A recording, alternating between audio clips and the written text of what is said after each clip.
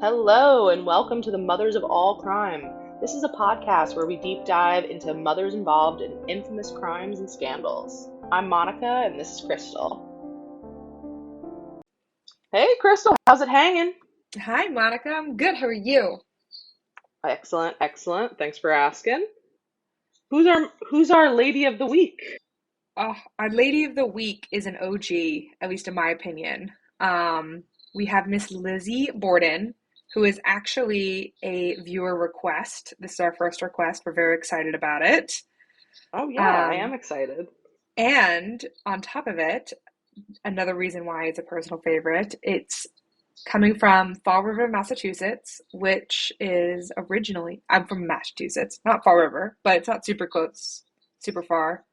So I think it's pretty exciting, Yeah, this is like some home state energy. It's right in your right? backyard. I know. I feel like I don't. everyone grew up kind of knowing who she was, and the person who requested also is from that area. So I think it's kind of going to hit home for that area of people. So that'll be fun. Oh yeah, for sure. I mean, this is definitely a very, very famous American crime, and I feel like one of the most prominent crimes that a female is like considered the The main the main suspect. suspect. Yeah. And like it's I think it's a really good example of women being underestimated and what we think women are capable of, and this was something that really shook society at the time. So I think it's an interesting case, and I definitely didn't know. I didn't grow up in Massachusetts, so I maybe had a different. I just know about like the rhymes and stuff, but I Yes. didn't. I didn't actually grow up knowing. I don't think what that was. Just knew the Yeah, rhymes. it's kind of funny. It's like one of those, as you are a little kid, you hear the rhymes and you don't think much of it, and then you become an adult and you realize what those rhymes actually mean. Like Ring Yeah, Around the it's Rosie, actually same thing. for sure. It's pretty morbid. Yeah, but let's get into it. So, All right, sure. Miss Lizzie, we're going to go all the way back to 1927. No, excuse me, 1860. Yeah, And she was born in July. She was one of two daughters. Her sister's name is Emma, and their mother actually died when they were very small. Lizzie was 3 years yeah. old, and her father ended up remarrying. Her father's name was Andrew, and the stepmother pretty much was around for a lot of their life, but Yeah, Lizzie's relationship I with think her that was very interesting. definitely interesting. I think it's maybe worth mentioning Sarah Borden, Lizzie's mom. The way she died was one of the causes was congestion of the uterus, which is Mm-hmm. not a thing anymore, but it's kind of just terrifying and highlights the women's issues in the case. But yeah, Abby Gray, basically, who became Abby Borden, she basically raised Lizzie, and she used to call her mom and mother. Mm-hmm. But Which is funny because she would call her mother when she was younger, but then during doing a little quick jump during the trial, she would correct people and say stepmother pretty regularly, yeah, I either have. with police or the attorneys or whatever. It was always, that's not my mom, that's my stepmom. So I have in my notes that she stopped calling her mother in 1887. So I mean, Lizzie was 27 years old when she stopped Hmm. calling her mother. So it was a while that she called her that, Right. and Yeah. she raised her from a very young child. So I don't think it's. I think there must have been some sort of rift that happened to make such a because yeah, she definitely doesn't call her mother at the time of the trial. Yeah. Because it was always rumored too. So at some point in her life, the rumor started that she didn't get along with her stepmother because Hmm. there were people that would say that she got along great with her, and then people who said she didn't get along with her at all. But Yeah, it's pretty consistent that she got along with her father overall. There didn't seem to be any known major issues right. at the time, kind of leading up to everything in her childhood that was made public. Yeah, and they were kind of a prominent family, so people knew who they were. And in that community, I guess people. knew who they were, or at least there was enough to gossip about. Hmm. Well, And also her dad keep in was mind, wealthy.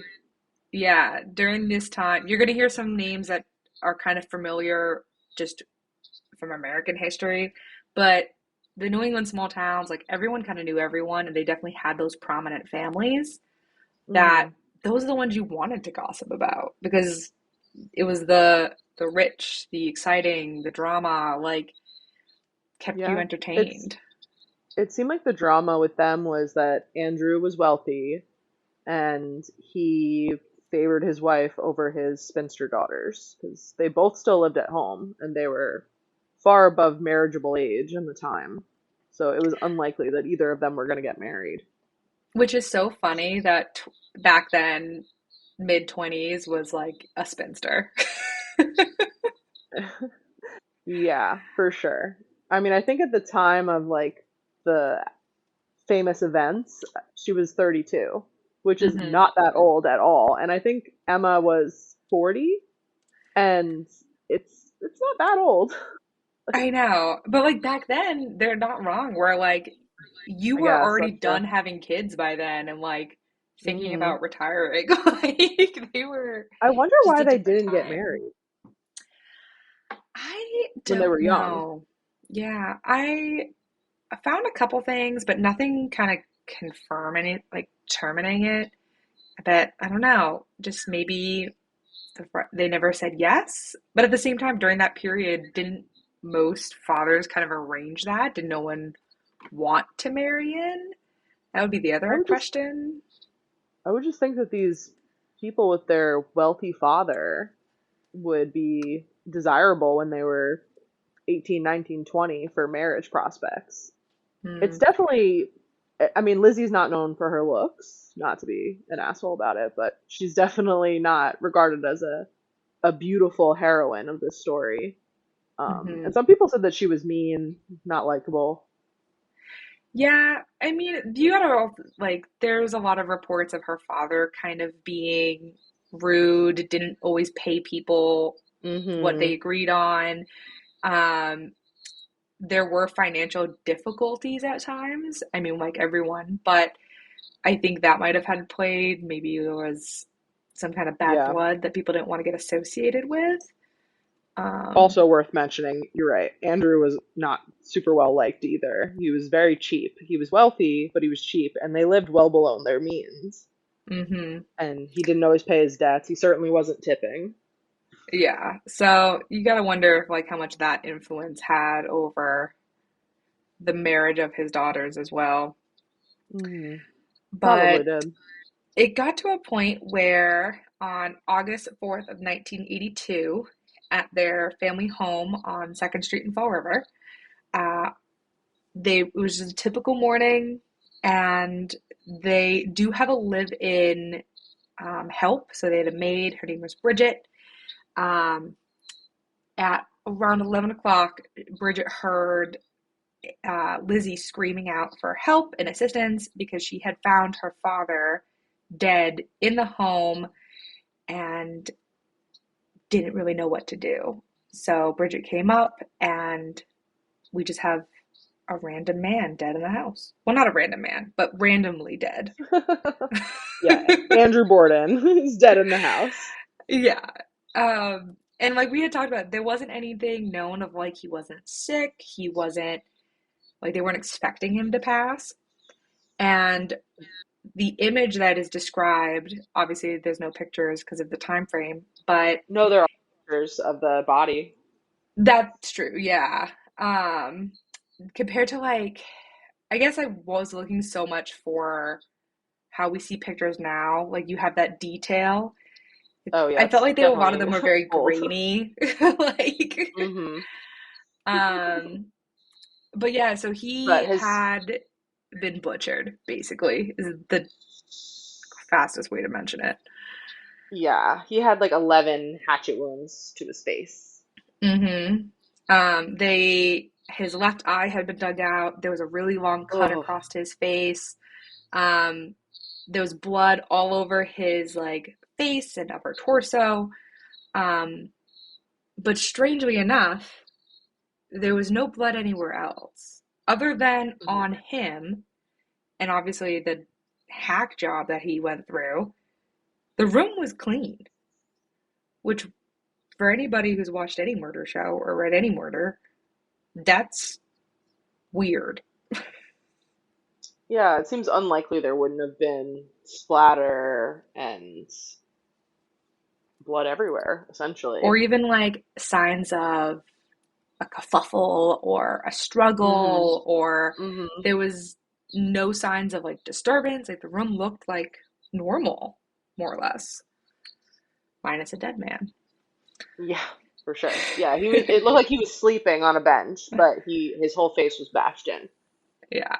And he was warm. So this relatively he was discovered pretty quickly after this had happened. His body hadn't gotten cold, hadn't gone into rigor, um, when Lizzie and Bridget had found him.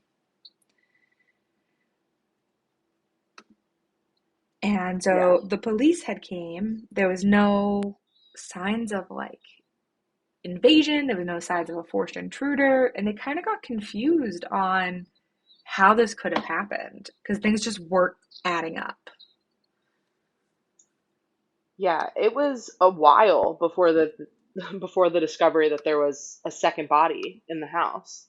Mm-hmm. Like the police were there, doctors were there, and autopsy was like in progress. And upstairs in one of the bedrooms, Abby Borden is found dead and of what is later determined to be 19 hatchet wounds. And it appears that she was dead longer than Andrew Borden. So they've both been murdered in the house. Mm-hmm. Which is wild that they hadn't, it took so long because by the time they found Yeah, it her, doesn't seem like anybody looked she for was her. right. And let's be real, this isn't a big house. People didn't, at that time, didn't have these mega mansions that like takes you 10 minutes to walk somewhere. They're relatively small. So they just, like you said, didn't look for her. They just kind of were like, here's Andrew, let's focus on this, which is fair, but also a little weird, I think. She's not going to look for the wife of the dead man. Yeah, I think it's very bizarre that that's not immediately what they were concerned about. I mean, if there's four people that are supposed to be home right now, Lizzie, Bridget, um, Abby, and Andrew, and one of them is dead, and I know where Bridget is. If I'm Lizzie, I would also want to know where Abby is. Even if she's not my favorite person, like she's still your stepmother, your father's wife. She's You in the just found your family, father yeah. murdered. Yeah, she lives here. So it's reasonable to assume that she's probably here. Hmm. And I would think that they would have looked for her, they would have said something to the police about her. They didn't. She was just discovered in the house and had Right? clearly been dead a while. Yeah. And like you said, there was only those four.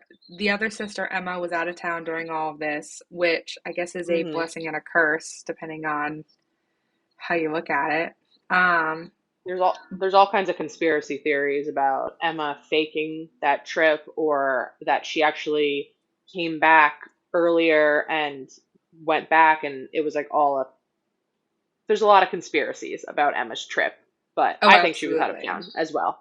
Yeah. I agree because I see where the conspiracies come from, and we're gonna get into why there's so many of them. But I do hmm feel like it was one of those like bad timings of she got thrown into the conspiracy because of just association. I do think she was out of town. Yeah, definitely. Because during this investigation, things just didn't add up and things didn't make sense. So we already talked about the lack of blood and the lack of kind of disorder where he was killed. But at the beginning, Right. too, there was a lack of murder weapon. They originally couldn't locate what this murder weapon was, where it went. Like, clearly something had been used. But the question is, well, we don't know who it is, but what happened? Where's the bloodied instrument that pummeled this man to death? Right. I mean, there's no apparent murder weapon. It's not at the scene. So there's just dead bodies with no real explanation of what happened Mm-hmm. initially.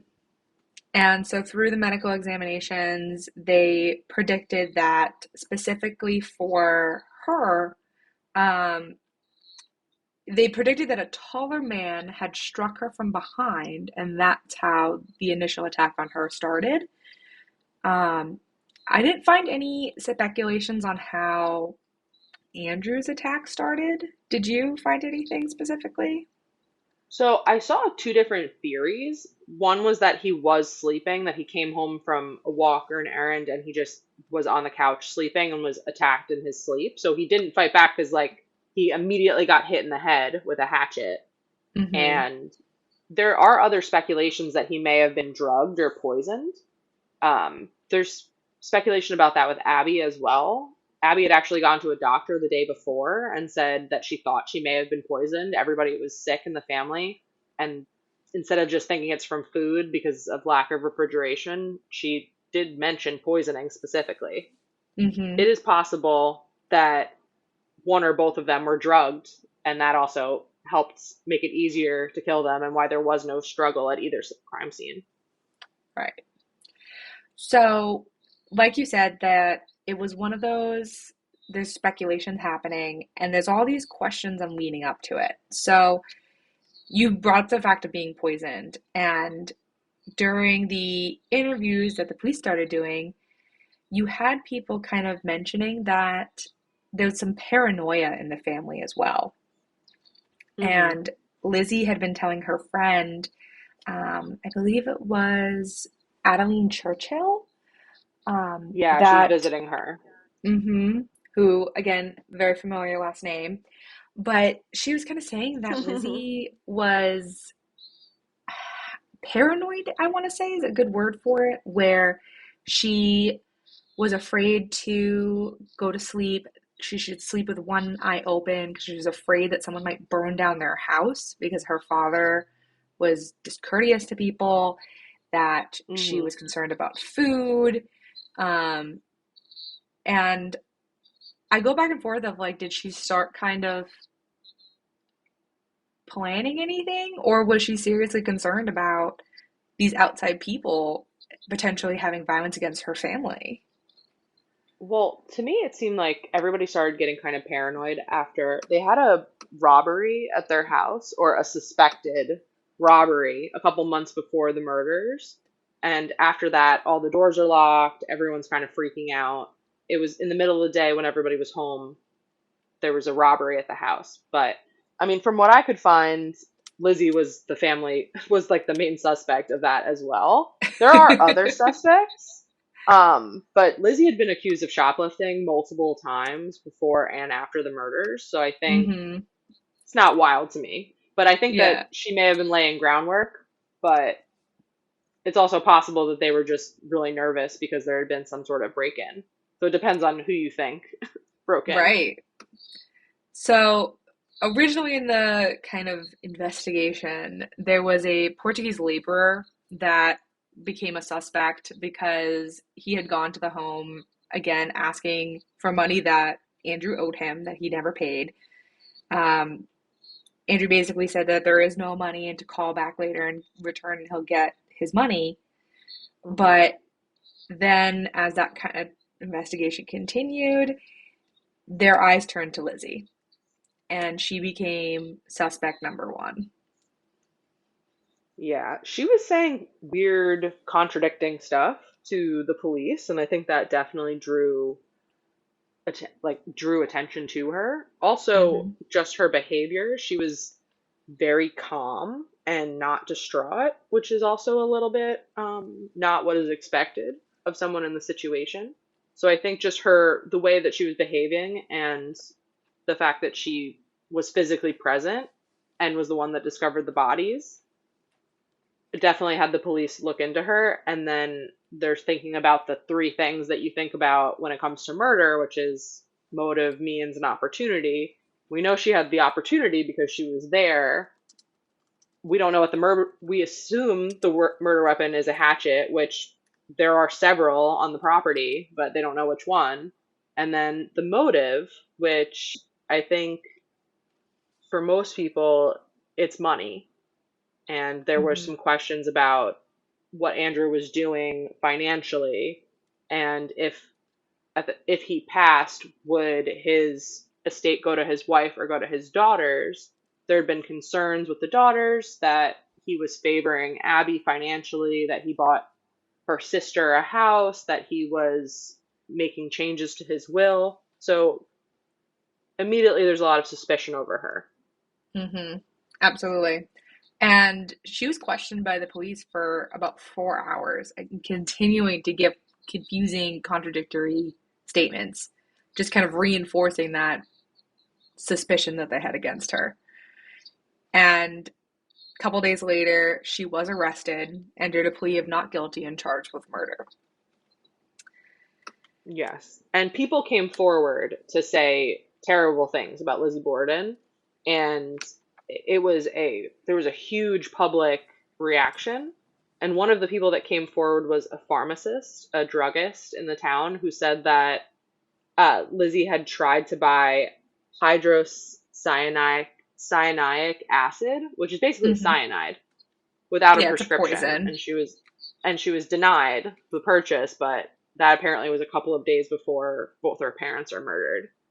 So there was just a lot of things stacking up against Lizzie.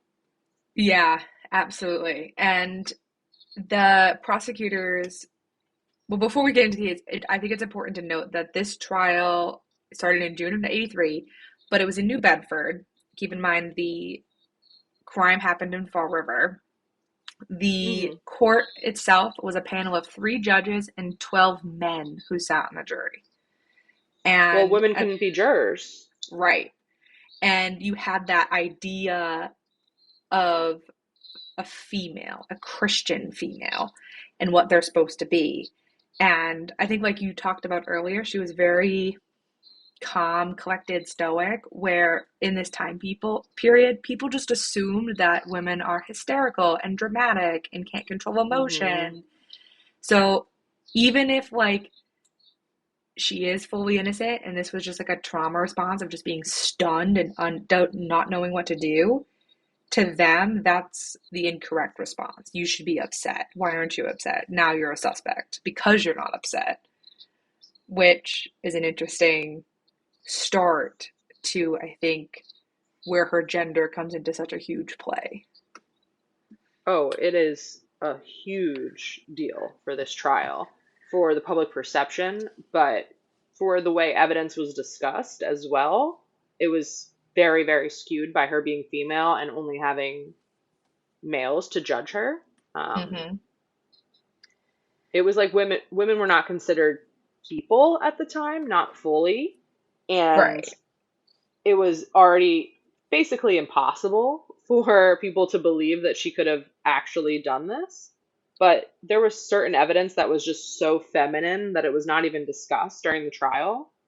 There was there were blood-soaked rags found in the basement of the house, and Lizzie said that it was her period blood, and it was not even talked about in the trial because it was like too uncomfortable for the male attorneys. And Yeah, there it's were a lot of that things that the judge deemed not relevant that were related to her gender. Yeah, it's just like not important. We're just not going to talk about it, even though there's literal blood soaked rags in the at the crime scene, and we're just not going to talk about it. Mm-hmm. And even things like her trying to buy the poison, that actually ended up getting Hmm. excluded from the trial by the judge. Which is And wild.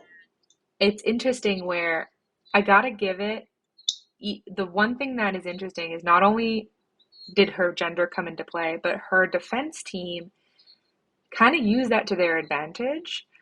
These are some very smart men at the time who were on her defense team. One of them was George Robinson, who was a former governor of Massachusetts, and not there was no lack of funding for her team. We'll put it that way. Like these aren't cheap men that are coming and defending her, and they're good Well, at their jobs. I mean, she has Andrew's fortunes at this point, right? Hmm. Yeah.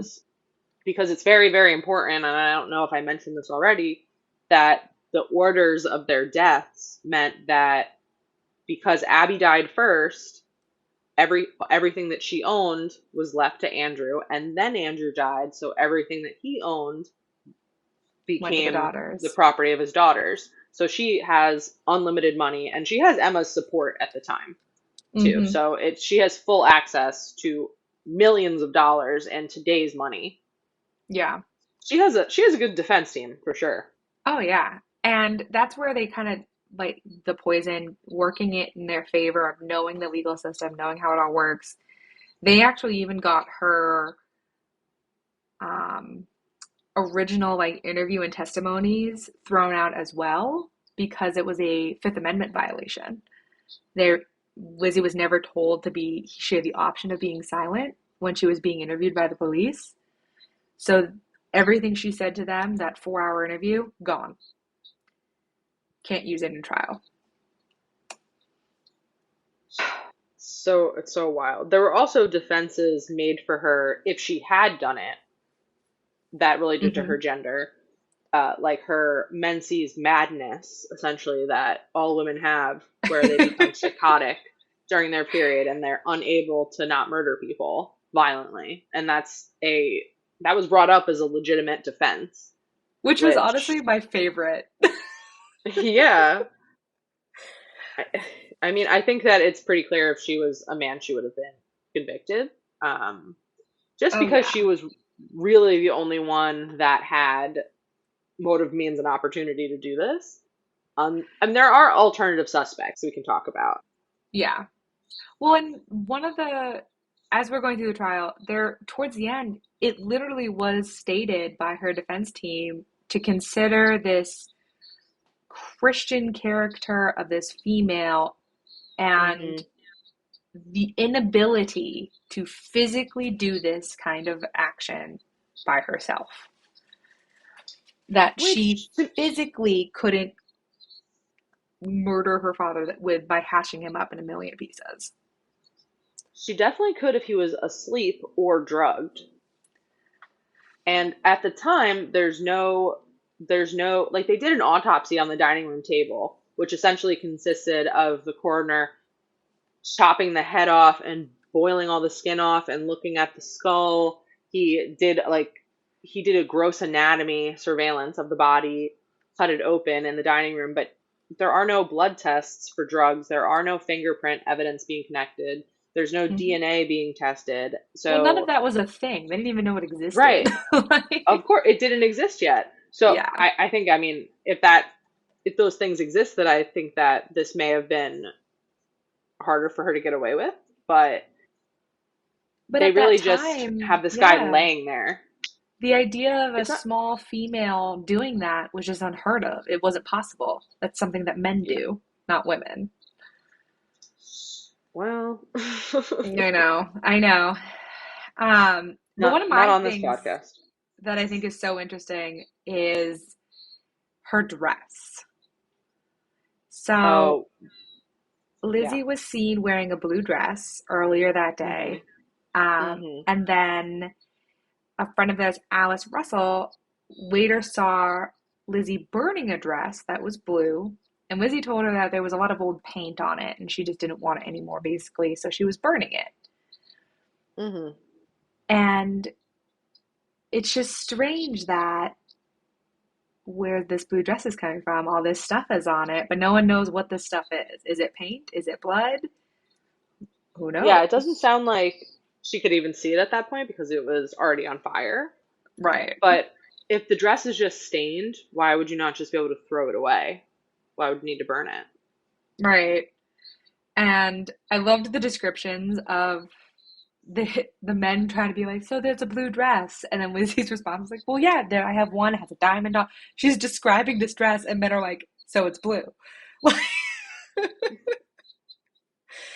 which I kind of just think is funny that it's again that difference of gender where a female's like, well, I have could have more than one blue dress. This is the blue dress I was wearing, and the prosecuting attorney is just, but it was blue, just blue.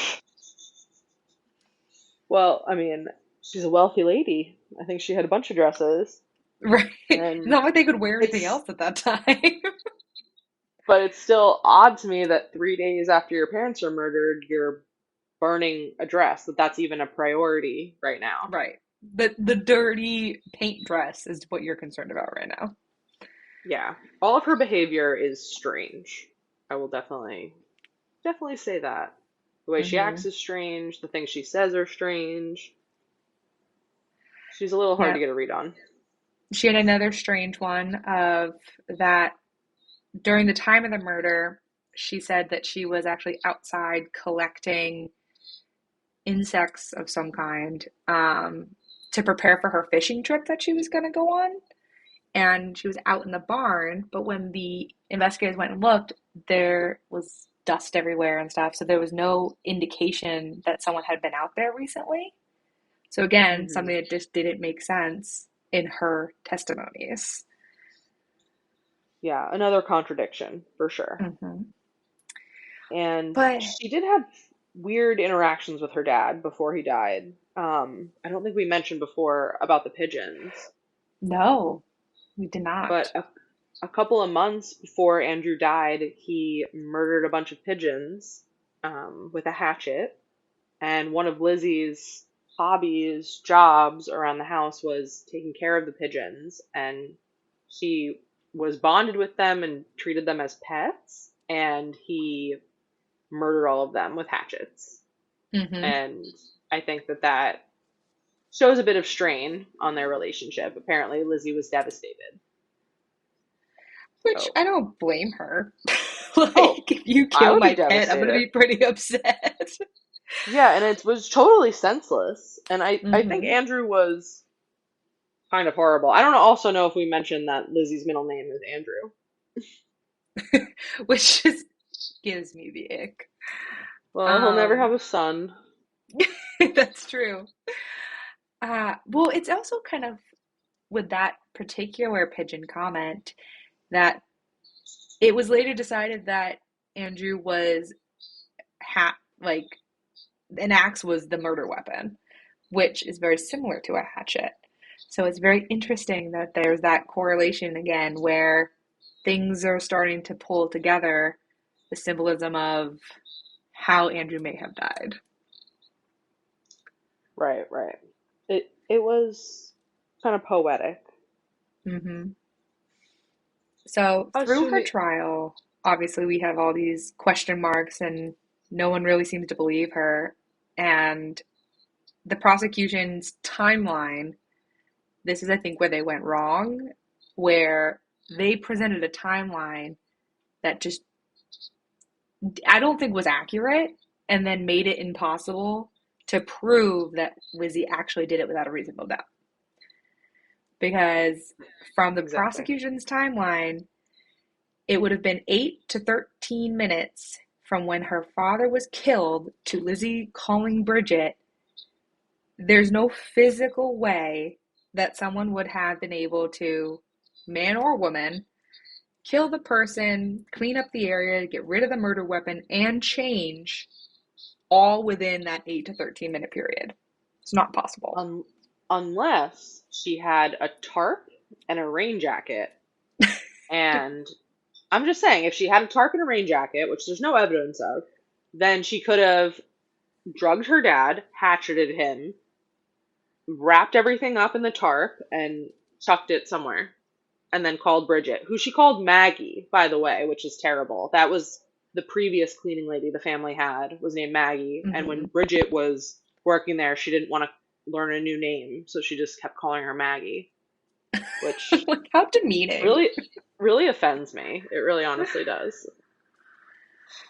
Yeah. Um, so I agree. I feel like it makes it seem less likely, which doesn't make sense. In the trial, a lot of things didn't add up or make sense. There was reasonable doubt. I could understand how it went the way that it did, but I think mostly it was just because of her woman status.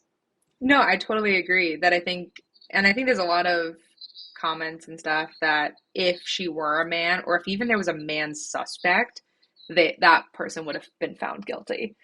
Just because her being a woman, there was all these question marks of her capability, I Right. think. And again, like if she flew into a rage because she was on her period. Who knows? We're just uncontrollable creatures that have no ability to do things independently. Right. I mean, maybe that's why she was ultimately found not guilty, because even if she did do it, if she had Menzies madness, then it's excusable, Mm-hmm. apparently. Yeah. So she was acquitted in an hour and a half of deliberation by the jury. Mm-hmm. And when she left the courthouse, she told the reporters that she was the happiest woman in the world, Well, of course she is. She's a which millionaire now. free and clear. She did have to pay a uh, settlement, though, to Abby's family. which, gives Sis- me a little, at least that's nice of you. Oh, well. I mean, I don't know what the terms were, but I feel like maybe they didn't do it out of the kindness of their hearts. Oh, I doubt it. I highly doubt it. But yeah, it's kind of funny because my other thing is too, my the family doctor was interviewed during the trial who said that he had prescribed Lizzie morphine and that could have caused some of her confusion, which would lead to her contradictory statements, which is very convenient It is that convenient, but who knows. it was a tactic for sure at the time, Hmm. that for a hysterical woman at a crime scene like that would be given drugs to sedate her to calm her down, and she was high for sure when she was Right. talking to the cops, which also to me makes it seem like the timeline doesn't quite add up either, because I would think you'd be moving a little slower. Although I guess she got the drugs after discovering the bodies, right? Hmm. Yeah. Would all have been Yeah, I after. mean, probably she probably should not have talked to the cops, but I mean, if you were innocent, you would talk to them, right? That's where I go back and forth because that's always like the go-to response of like, well, if you're innocent, you shouldn't have any problem talking to the police. And there have been a lot of accounts where, like, after 4 hours, if you're being drilled by someone for 4 hours straight, being told that you're going to do something or you've done something and all you have to do is confess and it'll be over, there's a lot of documentation that that's how people end up with false confessions and why there are all these rules about how confessions have to be taken and things like that. Because there's a lot of circumstances it's just exhausting and they just don't want to be yelled at anymore. And it's like it's just easier to cave. But if you're Oh, innocent and that's happening, it's the same thing. It's like, you know what, fine, okay, sure, whatever, just leave me alone. Like, I mean, I now really imagine don't being think high. there's ever really a benefit to talking to the police, to yourself. Maybe to the investigation there's a benefit, maybe to the victim there's a benefit, but for you talking to the police, especially as a suspect, there's really no Yeah. benefit to doing that at all. And I wasn't serious when I said like, oh, if you're innocent, you should always talk to the cops. Yeah. That is definitely not what I think. I do not If think. you are I a mean, victim and a witness, do it. But if you are a suspect, get an attorney. yeah. I mean, for sure. You should consult with an attorney, and that's definitely what she should have done. But I think she was in a compromised state, and it was before Miranda warnings, Miranda Yes. rights. Hmm. So she wasn't told of her right to have an attorney prior to speaking with the police. And she initially was just being interviewed as a witness. So it took a turn, and she said some things, but like you said, they were ultimately not used in the trial anyway. Right. And it's kind of impressive that in the time period, because Miranda wasn't a thing, that didn't come around until 1960s, that the defense team actually pulled that constitutional violation and was like, you can't use it. Here's why. It's very smart and kind of shows like how well written the Constitution is, that it can be utilized even without those Miranda laws and those simpler laws that have been created after the fact. It was very impressive, at least I think so. I think so too. I mean, I really think she had a great defense. Oh yeah, they even found witnesses find that were willing to go in front of everyone be like, oh, there was like a strange man outside their house the night before. Maybe it was him. Hmm. Like they had this whole tall, white, pale man that was creeping around their house, apparently. No one ever knows who it was, but like, It was who Slender Man. knows? Yeah, absolutely. I mean, there were other theories and there were other suspects, other possible perpetrators, I guess that we could say. Hmm. Um, I mean, definitely Emma Borden was suspected of being involved. Her name's always tossed into this, and her and Lizzie had some sort of terrible falling out and didn't speak for years and years prior to their deaths. Like they were still together, they were still friends and sisters after the trial, but they had a falling out years later and never spoke again. Um, Hmm. I don't think Emma was really involved, but there are speculations that they planned it together. And I don't know, Yeah, possible. I think it would be possible. I'd be curious though, like if it, we're never gonna know, but like if it came out that there was like some kind of abuse or something, that like something had happened to one of them, and they're like, all right, we'll do it together. Like, I don't know. It would Yeah, make more but sense like, about like a joint attack. but you would think that if Lizzie slash Emma were planning this together, they would have had some kind of story worked out for what happened. Right. And Lizzie wouldn't just be willing to murder them and let her sister be out of town. Like, why do you get to be out of town? And I have to do all of this? But you're I don't know, somehow still maybe going to she inherit all was the like money? the tougher one and Mm, like I can handle it. Like I mean, maybe Emma was just like squeamish of I guess, but it's her. I mean, that's your much, like the much younger true woman. sister. That's your much younger sister, and you're letting her murder your parents for the inheritance that you're going to get half of, but your hands are going to be clean. That makes me think Lizzie did it by herself. I really don't think that she was that generous, that she would have just let Emma miss the whole thing. Yeah, I really don't think Emma had anything to do with it. I just don't. I don't think so either. I think this was all Lizzie. It I is think she just possible. unfortunately has a crazy sister. It is possible that Lizzie's uncle, John, could have possibly been involved. He either could have killed them himself or he could have helped Lizzie cover things up. But he did have an alibi for the time of the deaths, and I don't know what it was, but everything says that it was very, very detailed, and it was a Hmm. really legit alibi.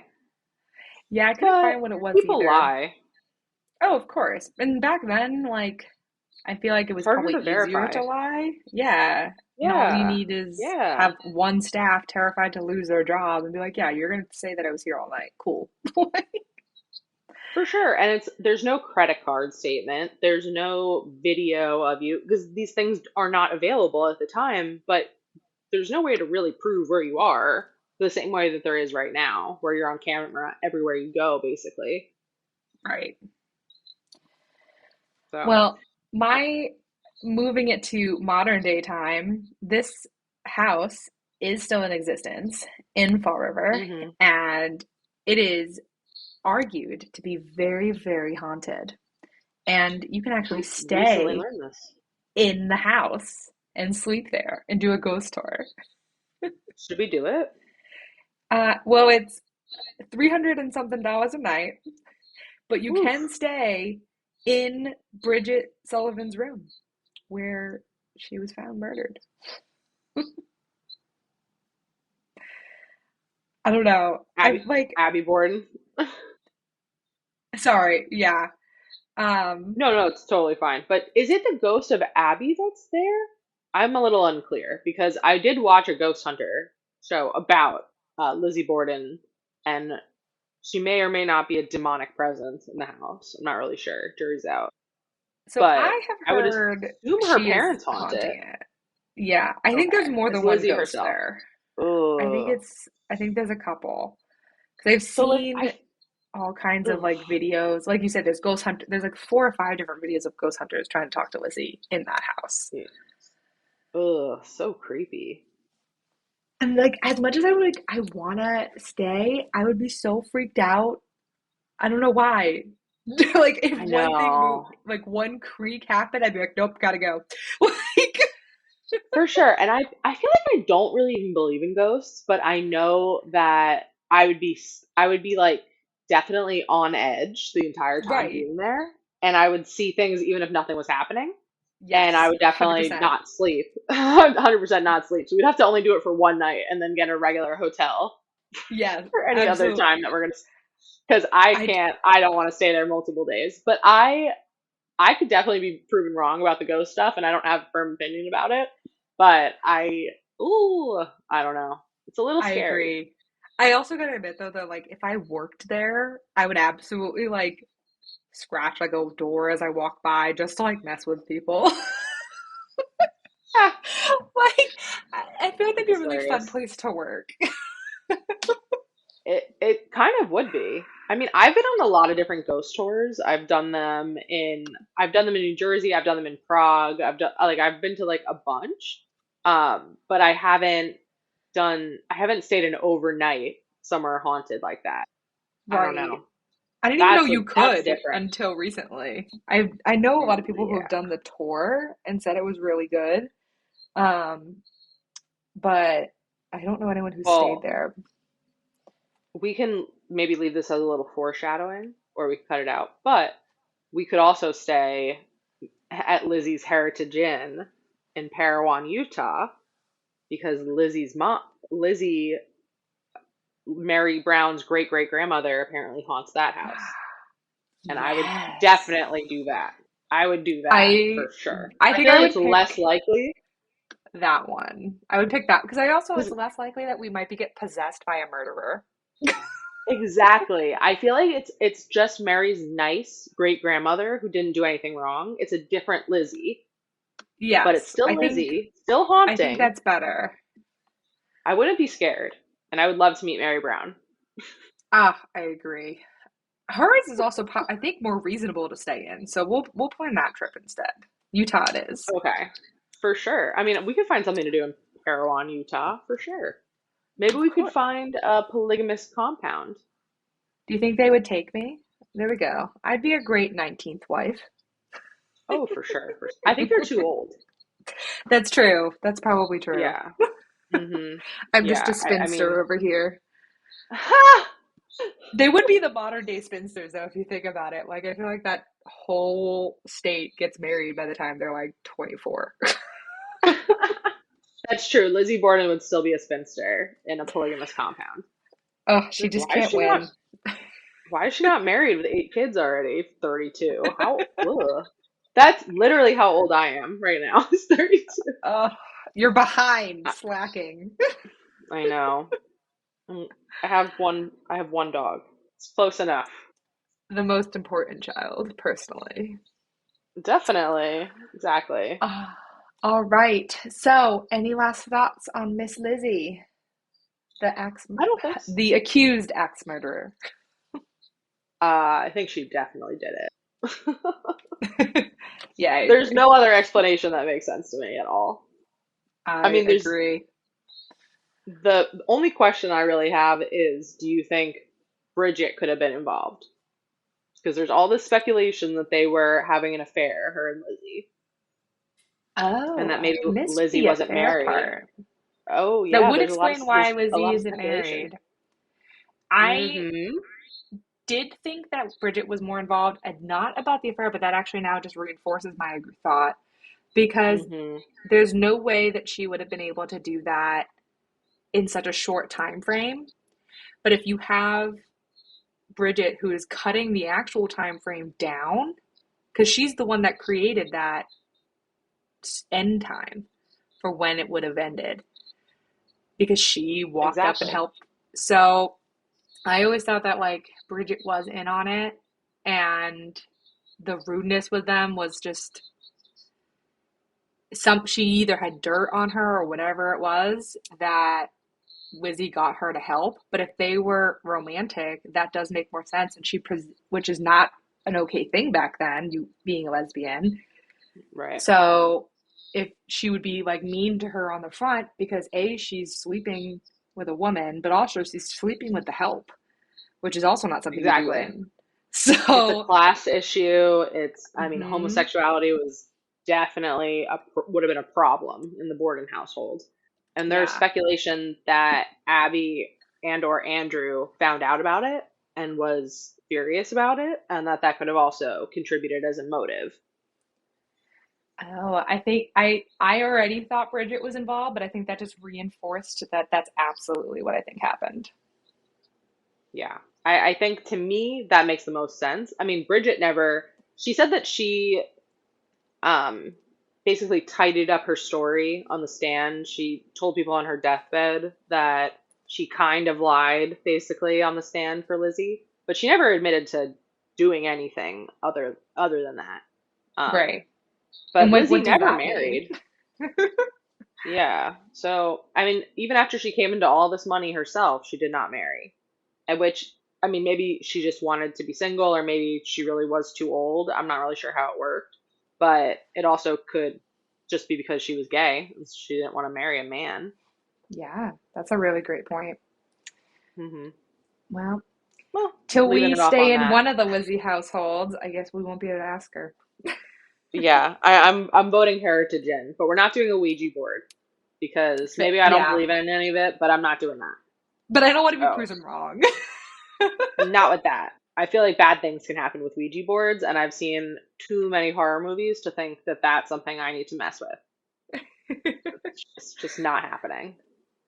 Oh, very good. Well, thank you for chatting with me about Lizzie, and I can't wait for our next one. Same, same. Talk soon. Talk soon.